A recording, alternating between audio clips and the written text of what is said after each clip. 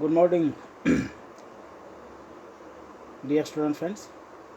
Today we are going to discuss about the another cell organelle, that is peroxisomes.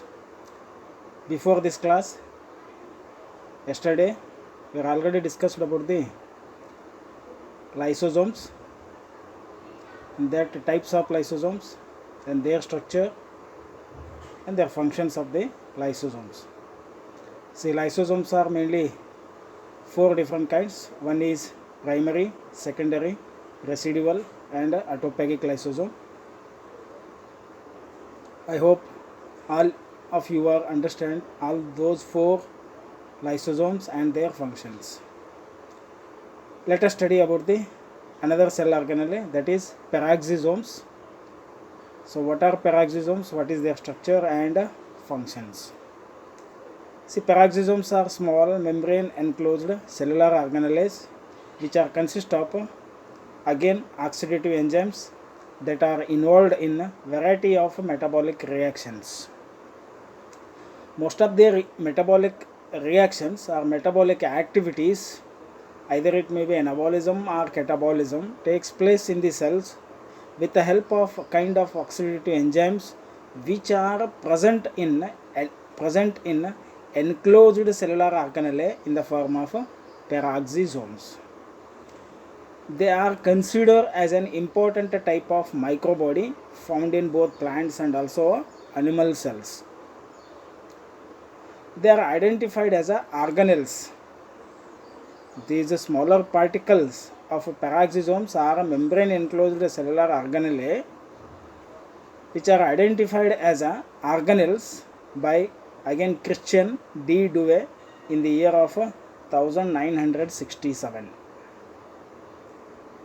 And peroxisomes are abundantly found in detoxifying organs such as the liver and also kidney. The detoxifying, it is refers to what? The toxic substances undergo to degenerate with the help of some of the organs present in animals like liver and kidney. Those are consist of abundant number of peroxisomes. They are found floating freely in the cytoplasm. See, cytoplasmic region consists of the freely floating some of the granulous particles are called as these peroxisomes. So they are closely associated with the endoplasmic reticulum, mitochondria and chloroplast within the cell. Not only in cytoplasmic region, and they are also associated with the some of the cell organelles like endoplasmic reticulum, mitochondria and chloroplast within the cell as such. They are membrane bound spherical bodies. Spherical, it refers to what? It is an oval shaped body of 0.2 to 0.5 micrometer in their diameter. It is not a millimeter, remember, micrometer in a diameter, found in all eukaryotic cells. Then they exist either in the form of a network of interconnected tubules which are present in the cytosol, that is also called as a cytoskeleton. So in that cytoskeleton, they exist either in the form of a network of interconnected tubules called as a peroxisomes reticulum it is, or individual microperoxisomes. It consists of single limiting membrane of lipid and also protein molecules enclosing the granular matrix. The matrix consists of fibrils or crystalloid structure containing enzymes like, this is very important, the enzymes like urate oxidase, D-amino acid oxidase and another one is catalase. These three enzymes are closely enclosed in a vesicle which are in the form of granular particles are called as peroxisomes. I think you drawn the diagram of both plant cell and animal cell. In that you put this some dots. So those dots are nothing but what? These are the dotted structures are nothing but granulous particles. Those granulous particles are nothing but peroxisomes. And let us study about their functions. What are the functions of peroxisomes? It is a simple or smaller granulous particle, or it is a kind of a smaller cell organelle. The hydrogen peroxide metabolism. In first character only we have studied. These peroxisomes are mainly involved in the process of metabolic activity within the cell, So in that, hydrogen peroxide metabolism takes place with the help of this peroxisomes. Enzymes present in the peroxisomes both lead to the production and elimination of hydrogen peroxide. Production, first they are produces the H2O2, means hydrogen peroxide, and also the elimination of this H2O2 from the cell with the help of only these peroxisomes. Then fatty acid oxidation, that is fat metabolism. Oxidation of fatty acids in cells occurs in both peroxisomes and mitochondria. This oxidation is accompanied by the production of again hydrogen peroxide, which is decomposed by catalase enzyme. The enzyme activity is very important here. The catalase enzyme activity, which is helpful for the degradation of or the decomposition of the hydrogen peroxide. That catalase enzyme produced by these smaller spherical vesicles of peroxisomes. Then germination of seeds. This is very important. The germination of seeds. Peroxisomes in seeds responsible for conversion of stored fatty acids to carbohydrate. Because of fatty acids they are not a colloidal substance. They are not a water loving substance. So those are stored fatty acids are converted into carbohydrates, which are helps to germination of seeds. How carbohydrates are helpful for the germination of seeds? By means of the carbohydrates, which are act as a hydrophilic colloidal substance in the seeds. The carbohydrates which are in the form of starch are converted into a smaller molecule of glucose. Those glucose which adsorb the water, attraction of water. So result, there is a imbibition takes place in the seeds. The seeds ultimately undergo to germination. This impact with the help of what? Peroxisomes. Photorespiration. Peroxisomes in leaves, particularly in the green ones, carry out the photorespiration process along with the chloroplast. I already told you these are closely associated with the endoplasmic reticulum, mitochondria and chloroplast. Hence, they are associated with the chloroplast, they are involved in the process of photorespiration. In presence of light, there is a respiration takes place on leaves. With the help of leaves, there is a respiration process takes place because of the respiratory part or respiratory pores which are present over leaves in the form of stomata. Then bioluminescence. See, luciferase enzyme is a kind of enzyme found in peroxisomes of fireflies. These are the kind of flies. Fireflies help in bioluminescence and thus aid their flies in finding a mate or its mate.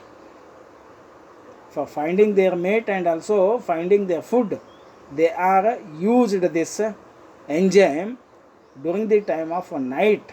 They are undergo to what is called as they gives the light effect to the body.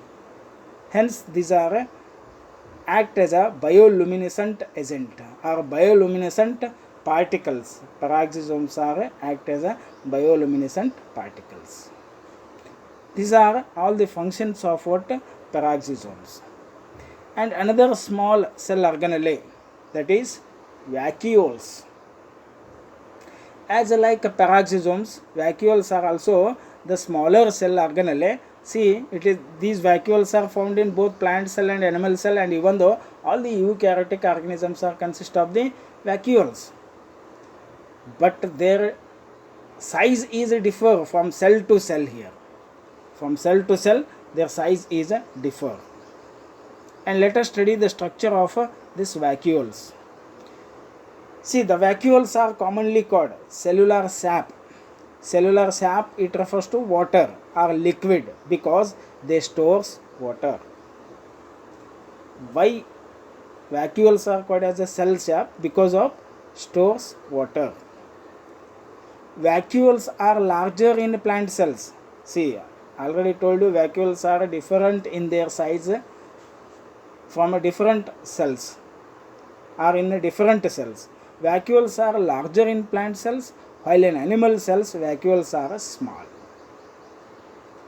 There are three types of vacuoles we are supposed to study here in different organisms. There is a small spelling mistake in this slide. Leave it, I will correct afterwards. Different organisms, those are, one is gaseous vacuoles, food vacuoles, and contractile vacuoles. Gaseous vacuoles, these are vacuoles present in different protozoans like amoeba, euglena, and paramecium. I think you heard these three names in protozoans, which helps to float on the surface of water. Due to presence of gaseous vacuoles, vacuoles which are in the form of vesicles, they are found in the organisms. Those which are consist of the gas, those which are consist of the air in their vacuoles, those are helpful for the floating of these organisms on the surface of the water. And food vacuoles, these vacuoles are vesicles which stored many types of food substances, different kinds, either it is a liquid food or it is a solid food, which are stored in a kind of vacuole. That vacuole is called as a food vacuole.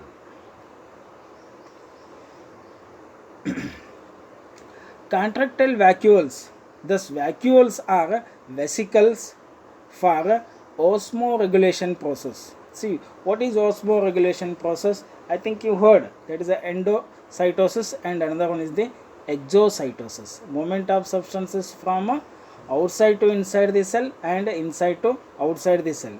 This movement of substance in the form of water here, movement takes place from the cell to outside or inside the cell, or from vacuoles to outside, and cytoplasm to vacuoles, with the help of a kind of vacuoles present in the organisms or present in the plant cell, or either it is some of the protozoans or some of the aquatic plant species, aquatic organisms. Those vacuoles are called as contractile vacuoles. Contractile vacuoles are those vacuoles in the form of vesicles for only the process of osmoregulation. Then vacuoles are membrane bound organelle. Again, vacuoles are consist of the membranes. Externally they are covered by a kind of membrane which is called as a tonoplast. See here, the tonoplast you can easily see at the bottom of this labeling. It is having cell sap, means cell sap in the sense it is consist of the water. Then they are having the tonoplast here. This is a vacuole membrane. And then there are functions of vacuoles. Water storage.